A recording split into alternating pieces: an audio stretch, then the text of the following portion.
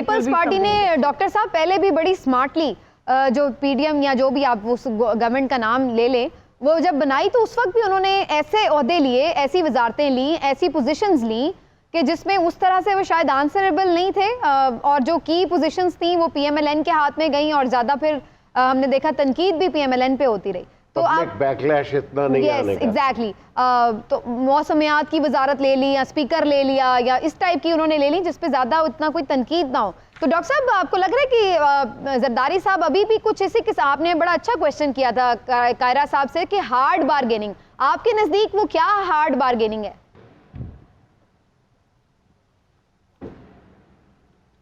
अच्छा जी, चलिए डॉक्टर साहब से भी हम कनेक्ट कर रहे हैं। वैसे हार्ड बारगेनिंग हम आपस में बात करके देख लेते हैं। हार्ड बारगेनिंग में इस वक्त Peoples Party have nothing to lose, लेकिन पीपल्स पार्टी की ख्वाहिश क्या है? पीपल्स पार्टी कोई वफाक में पीपल्स पार्टी इस बात पे पूरा यकीन रखती है कि ये गवर्नमेंट नहीं चलनी। मियाँ साहब को भी पता है कि ये हुकूमत 1 साल क्या चंद महीने से ज़्यादा नहीं चलनी, इसलिए दोनों पार्टियों को बहुत ज़्यादा अपने स्टेक्स नहीं देखती इसमें। लेकिन चूंकि उनके ओहदे बड़े हैं, वो वज़ीर आज़म बनना चाहते हैं, वो वज़ीर आला पंजाब बनना चाहते हैं और छीन यानी किसी से लेना चाहते हैं। उनके पास तो पहले से सिंध है, इसलिए वो बहुत ज़्यादा वैसे वो हमेशा ही बड़ी विन विन सिचुएशन में होते हैं। वो ऐसी जबरदस्त सियासत करते हैं जरदारी साहब के, वो हमेशा ही विन विन सिचुएशन में होते हैं। डॉक्टर सियासत क्या करते हैं? लेकिन पोजीशन ही ऐसी उनके पास आ जाती है। लेकिन समीना, एक जो बड़ी अहम बात है, जो बात अभी डॉक्टर साहब भी कह रहे थे और जुनेद साहब भी पीपल्स पार्टी के हवाले से, तो एक खबर आपके साथ शेयर कर दूं। डॉक्टर साहब आप भी ज़रूर इस खबर पे तबसरा कीजिएगा। हमारे वाकफा ने हाल जो हैं उन्होंने ये बताया कि सादिक संजरानी साहब का भी आसिफ अली जरदारी साहब से रब्ता हो गया है और बलोचिस्तान में सादिक संजरानी साहब मोस्ट प्रोबेबली आसिफ अली जरदारी साहब के आशीर्वाद से वज़ीर आला के कैंडिडेट होंगे। तो अब ये भी मामला आप ज़हन में रखें कि पीपल्स पार्टी जो है बलोचिस्तान में गवर्नमेंट बनाई जा रही है। हाँ जी, वो भी इत्तेहादी हुकूमत बना सकती है और पहले भी बनाती हुई। ठीक है, सादिक संजरानी साहब जो हैं वो तो वैसे ही बड़े फेवरेट हैं। सादिक संजरानी साहब की तो क्या ही बात है। डॉक्टर साहब आपने बड़ा रेलेवेंट क्वेश्चन किया कायरा साहब से, हार्ड बारगेनिंग। पीपल्स पार्टी जैसे हम डिस्कस कर रहे हैं बड़ी विन विन पोजीशन में है और अपनी टर्म्स एंड कंडीशंस पर ज्वाइन कर सकती है पीएमएलएन को, बलूचिस्तान में बना सकती गवर्नमेंट। आपको क्या लग रहा है, क्या वो हार्ड बारगेनिंग हो सकती है पीपल्स पार्टी की तरफ से? देखिए, पीपल्स पार्टी की तरफ से हार्ड बार्गेनिंग ये हो सकती है कि पहले तो पता चले ना कि इनमें जूनियर पार्टनर कौन है, मतलब who is a junior partner. अभी तो ये तय नहीं हो पा रहा ना। तो जो जूनियर पार्टनर होगा, जो पॉइंट ऑफ वीकनेस से मुज़ाकरात करेगा, वो पीपल्स पार्टी तो नहीं है, वो तो मुस्लिम लीग नून है। पीपल्स पार्टी तो मैक्सिमम डिमांड्स करेगी, नंबर 1। नंबर 2, ये जो आपने सादिक संजरानी वाली बात की, ज़हन में रखें कि ये बाप पार्टी बनाई जरदारी साहब ने थी। वहां पर जो है वो हुकूमत जो गिरी थी मुस्लिम लीग नून की बलूचिस्तान में, जिसके बाद बाप पार्टी बनी थी, वो जरदारी साहब ने ही बनवाई थी।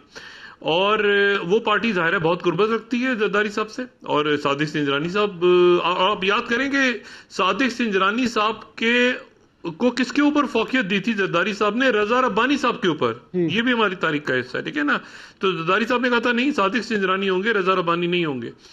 तो यकीनन बलूचिस्तान हुकूमत वो दे दें, जरदारी साहब को कोई इशू नहीं है। इशू दूसरे हैं। जो इम्पोर्टेंट बात है ना, वो ये है कि क्या जरदारी साहब ये जो लोगों से मुज़ाकरात करेंगे, जिसको शॉपिंग लिस्ट कहते हैं उनकी, वो शहबाज शरीफ साहब से के बिहाफ पे करेंगे तो उनसे वादा क्या करेंगे? मैं नहीं समझता कि अगर कोई आज़ाद रुकन अगर आता है तो देयर इज अ बिग वो अगर आता है तो वो वजारत से कम पे आए। वो वजारत जरूर, हर बंदा वजारत लेगा इस वक्त, वजारत से कम पे नहीं आएगा। वो क्यों आएगा? ठीक है ना, एक बात। तीसरी बात यह है कि इसमें अब नवाज शरीफ साहब कहाँ पे होंगे? जरदारी साहब मेरे ख्याल से प्रेसिडेंसी भी मांगेंगे, इस वक्त कुछ भी मांगेंगे तो उनको दे सकते हैं नवाज शरीफ साहब। तो फिर नवाज शरीफ वजीर आजम होंगे तो शहबाज शरीफ क्या होंगे? तो शहबाज शरीफ कहाँ पे होंगे? तो फिर बिलावल कहाँ होंगे? बिलावल कहाँ होंगे तो मरियम कहाँ होंगी? बात ये सारी कि ये, और फिर मैं दोबारा उसी बात पे आ रहा हूं कि ऑपोजिशन लीडर कौन होगा? देखिए ना, एक और जो आज सीट हारी है ना, वो भी जहन में रखें आप। मखदूम अहमद महमूद साहब के साहबजादे गालिबन हार गए। जरा चेक करें कि वहां मखदूम अहमद महमूद साहब की क्या परफॉर्मेंस रही है साउथ पंजाब में। आप जरा चेक कीजिएगा, मैं हो सकता है गलत हूं, लेकिन मेरी इतला ये है कि उनको भी धचका लगा है बहुत बड़ा, मखदूम अहमद महमूद साहब को। तो ये जो बार्गेनिंग होगी, ये बार्गेनिंग हो रही है सिर्फ वफाक के लिए। अच्छा, मुझे करें फर्ज करें, देखिए ना, पंजाब के अंदर जो है वो कमेंट कीजिएगा जरा। ये अभी एक न्यूज फरिया साहब हैड अ न्यूज उन्होंने हमारे साथ शेयर की, which is very interesting to me. वो ये था कि अगर जो बार्गेनिंग हो रही है उसमें आसिफ अली जरदारी साहब मोस्ट प्रोबेबली वो ये कहें कि जनाब वो सदर हैं, लेकिन साथ वजीर आजम फिर नवाज शरीफ साहब को बनाया जाए। और शायद उसकी वजह ये समझ आती है कि कल को नवाज शरीफ साहब ये ना कह दें कि मेरी तो हुकूमत ही नहीं आई, मुझे तो फिर दोबारा 2017 से ना शुरू कर दें। तो आपकी तरफ आते हुए आपको लग रहा है केपी में कंफर्टेबली बना लेगी पीटीआई गवर्नमेंट, या वहां पे कोई सरप्राइज भी मिल सकता है इनको स्टिल? नहीं, अभी तो देखिए ना, मैं तो ये बात दोबारा कह रहा हूं कि अभी तो जो बात होगी वो ये देखना है कि इस बात का आउटकम क्या होता है। क्योंकि वहां केपी में कौन कहेगा हुकूमत बनाने के लिए? गवर्नर को कहना चाहिए आइडियली, और अभी तक फाइनल रिजल्ट्स नहीं आए। यानी तकरीबन हम 24 घंटे गुजार चुके हैं और अभी तक इलेक्शन कमीशन ने हतमी फहरिस्तें नहीं दी। 24 घंटे गुजर चुके हैं, इलेक्शन हुए 24 घंटे भी ज्यादा, ठीक है। एक बात तो ये ध्यान में रखें, अब क्या हुआ है, मतलब आज सारा दिन आप नोट करें, 5, 8, 10, 15 रिजल्ट आए और रिजल्ट रुके हुए हैं। क्यों रुके हुए हैं कोई नहीं जानता। इलेक्शन कमीशन में है, आरओ के पास है, कहां पे है।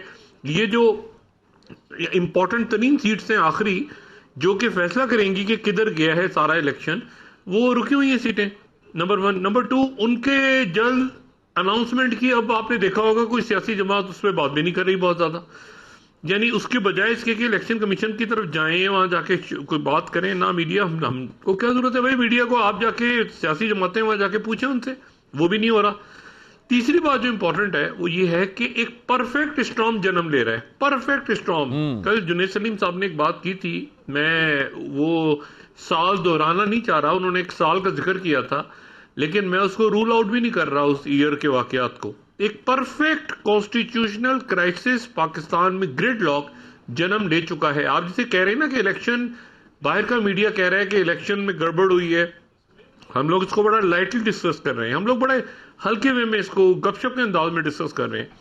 मैं आपको इस्लामाबाद में बैठ के बता रहा हूं कि इंतहाई, कल भी मैंने बात की थी, मैं दोबारा दोहरा रहा हूं कि इंतहाई तल्ख माहौल है, इंतहाई तल्ख, ठीक है।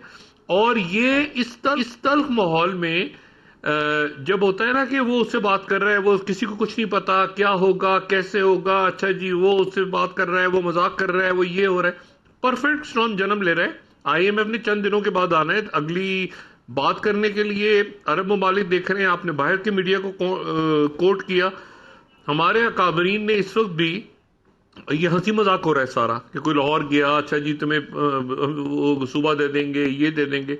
मेरे नजदीक इंतहाई ये ठीक है, हम एक गुफ्तगू कर रहे हैं तो बस उसको आगे बढ़ा रहे हैं, लेकिन एक सीरियस परफेक्ट स्टॉर्म रियासत में जन्म ले रहा है। कॉन्स्टिट्यूशनल डेडलॉक, और ये खास तौर पे इलेक्शंस के बाद, इलेक्शंस के मुतनाज़े होने के बाद, मुतनाज़े हो चुके हैं इलेक्शंस, इसमें किसी को कोई शक नहीं, सारी पार्टियां कह रही हैं मुतनाज़े हो चुके हैं, ठीक है। अब ये मुतनाज़े इलेक्शंस के बाद एक परफेक्ट स्टॉर्म जन्म ले रहा है।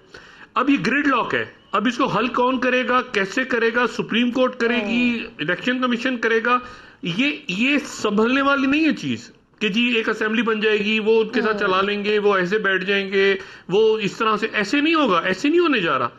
ये सिर्फ हम बात बराए बात तो जरूर कर रहे हैं, लेकिन हम सब जानते हैं कि चीजें इस तरह नहीं होती, ऐसी चीजें नहीं होती कि वो जी उसने कहा तो फॉरेन मिनिस्ट्री ले लो, था तुम बलूचिस्तान ले लो, उसने बलूचिस्तान बना लिया, अच्छा जी। लेकिन सर हम देख तो अपने मुल्क में ये रहे हैं कि होती तो वैसे नॉर्मली मुहज्जम मुल्कों में ऐसे नहीं होती। खेल पे हर आदमी अपने खेल पे है सब जी, वेरी राइट, हर आदमी अपने खेल पे लगा हुआ है। फैसल चौधरी साहब, जैसे बड़ा राइटली पॉइंट आउट किया डॉक्टर साहब ने, लेकिन बदकिस्मती से हम तो हर वक्त ही देखते हैं हमारा मुल्क बहरानों में ही घिरा हुआ होता है, हम कभी पता नहीं सीरियसली हम